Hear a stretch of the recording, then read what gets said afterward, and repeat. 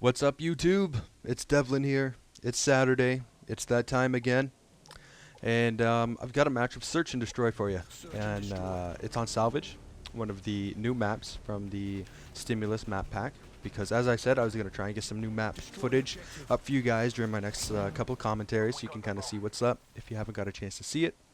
And if you have got a chance to see it, you can hear my thoughts and you guys know your thoughts.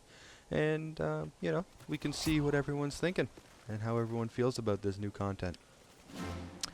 First of all, I'm going to forewarn you right away. I'm going to bitch and moan a little bit in this commentary because I'm not pleased with the community right now.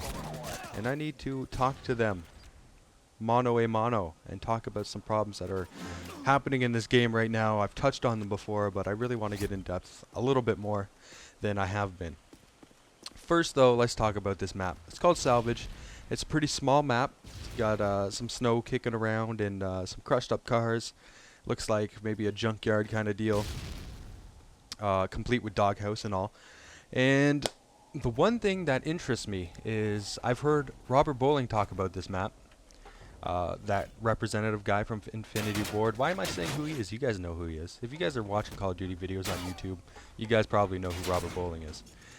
Anyway, I've heard him talk about in a few interviews now, before this map pack came out, that everybody who dislikes camping is really going to love Salvage because it's totally anti-camper. And he had said that basically it's back to basics. And it's basically back to basics. It's back to basics, and the most skilled person wins. Whoever can aim the fastest is going to get the kill. Basically, it's just going to be, run with your gun and do some damage, and don't sit back, don't be defensive, just get out there and run and gun a little bit. So I was excited for that because, boy, am I sick of getting camp killed. That's for damn sure. But then I played this map after watching those interviews, excited coming into it, only to find that there's a lot of camping spots. There's quite a few camping spots. There are these concrete cylindrical pipes that people camp in, and there's an example of that in this video that you'll see. There's that doghouse I mentioned that you can actually you can crouch down and fit inside there, and there's somebody in there during this game camping in there that you'll see. Behind this guy, you can't see it there. There's a truck that people go prone beside and camp. There's a house. There's quite a few camping spots, and I've been getting camp killed quite a bit. So damn you, Robert Bowling.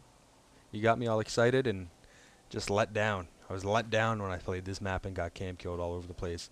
Maybe other people saw those interviews and all the campers found camping spots in spite of what he said. They're like, oh no, we shall not be moved. You will not break our spirits, Bobby boy. So they went and they found some damn camping spots just out of spite. Perhaps that's what happened. Who knows? Anyway, I like the map in general. It's good for the most part. It's fast-paced, but obviously you're still going to get campers. And you know what? I think it's more of a community problem than a level design problem because you can really find camping spots in any level. Unless it's one big room with nothing in it, four corners, you're not really going to get campers in that. But aside from that, people are going to find ways to camp. And that's unfortunate. But yeah, if you want, guys, you can leave a comment. Tell me what you think of Salvage so far. Tell me what the pros and cons are for you, or even the whole map pack in general. Are you guys feeling ripped off about the $15 price tag on here? Because I know when the Call of Duty 4 map pack came out, I got that, and I was a little disappointed. I wasn't a big fan of Chinatown. I wasn't a big fan of Broadcast, and I was a little upset. And that was only, I think, 800 Microsoft points or something like that. So I was a little wary buying this one, but I don't know. It seems worthwhile so far. I'm not going to complain. 15 bucks, 5 maps, $3 a map, lots of playing time. I can't complain. But that's probably only because I like all the maps. If I didn't like any of them, then I'd be awfully pissed off. Okay, so it's time for me to bitch a little bit about the goddamn Call of Duty community in general. You guys, what's going on out there? I'm so frustrated with everybody lately.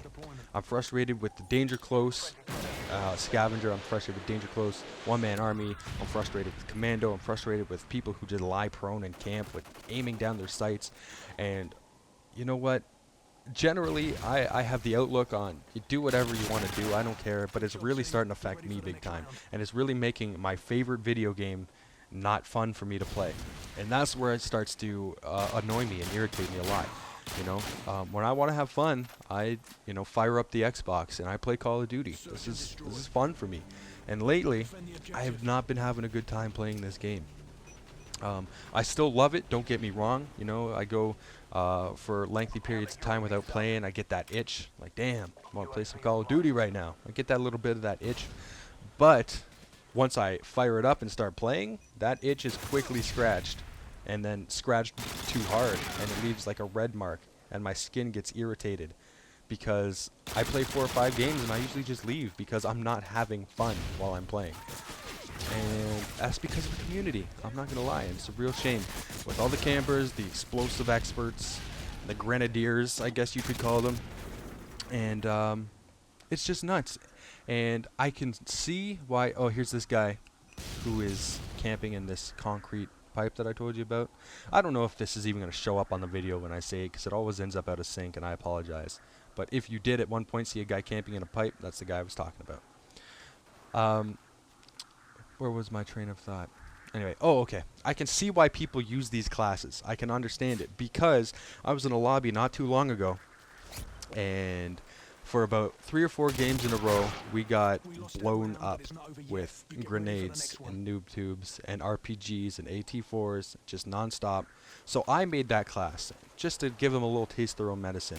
And I was playing a game of domination on Overgrown with it, and neither team was even at 100 points yet. We weren't even halfway through the game, and I was over 50, like I think it was like 54 and 6 or something like that, and the host left and disconnected, and then we got booted from the game. But like, if we continue that game and it went up to 200, I have no doubt in my mind that I would have had over 100 kills, probably around 10 deaths or so. And it just upsets me that you can use a class like that and do that well. Like, anytime you use it, you could give a 5-year-old a controller, and they're probably going to do half decent, even if you've never played this game before with that class. So this is like my cry for change. There's a guy in the fucking doghouse. God damn it.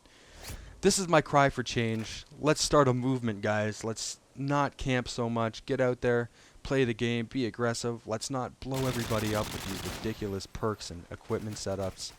And, let's just look at this game a little different. Let's not put commando on every damn class. Let's just have fun with this game again. And I know it's hard, because you don't want to be the one guy who's not using that class and is just getting killed left, right, and center. But let's try it, guys. Let's just try it.